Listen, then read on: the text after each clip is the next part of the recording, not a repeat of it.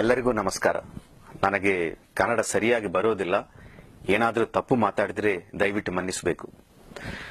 ಸತ್ಯರಾಜ್ ಅವರ ವಿವಾದ ಬಗ್ಗೆ ನಾನು ನಮ್ಮ ನಿರ್ಮಾತೃಗಳು ಒಂದು ಕ್ಲಾರಿಫಿಕೇಶನ್ ನಿಮಗೆ ಕೊಡಬೇಕೆಂದು ಆಸೆ ಪಡ್ತಾ ಇದ್ದೀವಿ.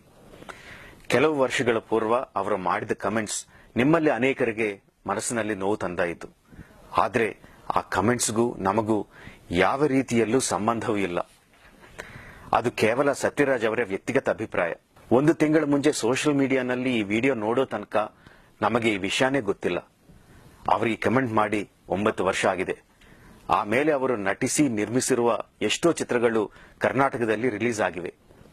ಬಾಹುಬಲಿ ಪಾರ್ಟ್ 1 ಕೂಡ ರಿಲೀಸ್ ಆಗಿದೆ. ಅದಕ್ಕೆಲ್ಲ ನೀವು ಹೇಗೆ ಆದರಣೆ ತೋರಿಸಿದ್ದೀರೋ ಅದೇ ರೀತಿಯಲ್ಲಿ ಬಾಹುಬಲಿ ಪಾರ್ಟ್ 2 ಅನ್ನು ಕೂಡ ಆಧರಿಸಬೇಕೆಂದು ರಿಕ್ವೆಸ್ಟ್ ಮಾಡ್ತಾ ಇದ್ದೀವಿ.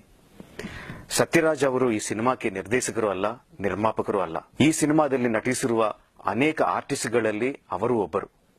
ಈ ಸಿನಿಮಾ ನಿಲ್ಲಿಸಿಬಿಟ್ರೆ ಅವರಿಗೆ ಬರೋ ನಷ್ಟ ಏನೂ ಇಲ್ಲ.